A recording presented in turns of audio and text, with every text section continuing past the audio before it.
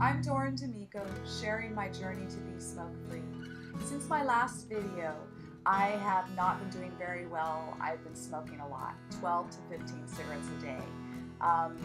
This stresses me out. I feel bad about smoking more, and I have anxiety about maybe getting cancer from my smoking habit, which actually makes me smoke even more. It's a vicious cycle. Let me share with you a couple of the things that stress me out and that contribute to my smoking habit. First of all, I'm stressed about money. I'm an artist and I'm living artist poor. Second of all, I'm stressed about my art actually going anywhere, being meaningful and accomplishing things. I don't create art for the purposes of marketing. I create it to follow my artistic inclinations, and then I hope to share it. My living situation is a bit stressful. Thankfully, that's going to be changing soon. I'm a hyper empath, which means I have some difficulty managing my reactions to the world. I feel the world intensely.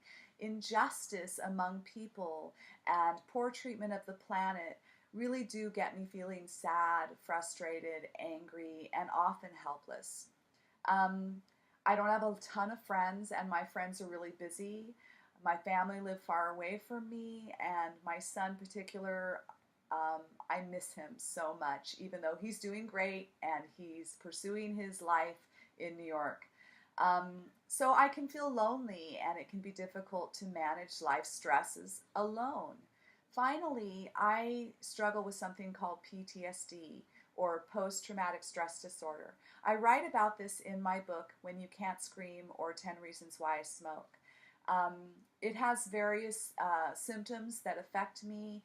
In particular, I can have frequent periods of nightmares and hyperanxiety. So there's a lot in my life. Some of these factors are things that I'm going to have to live with whether I smoke or not. Some of these factors are things that I can change. I know that I smoke to cope with these things, but I also know that I have the power to change my reactions, to change my coping strategies, and to change some of these factors in my life. Remember, we're in the self-awareness stage of our journey. I encouraged you at the last video, and I'm encouraging you again to write a list of the reasons why you smoke. We'll use this self-awareness to identify things that we can change in our life and to identify things that we need to cope with in healthier ways. My next video is going to talk about some of the joys that I have, the things that I love to do, and to help us build a list of healthy coping strategies. I believe that we can find joy in life.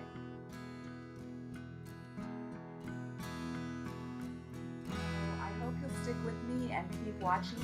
I hope you will subscribe and join me on my journey to being smoke-free. Until then, keep believing, stay conscious, and go forth compassionately.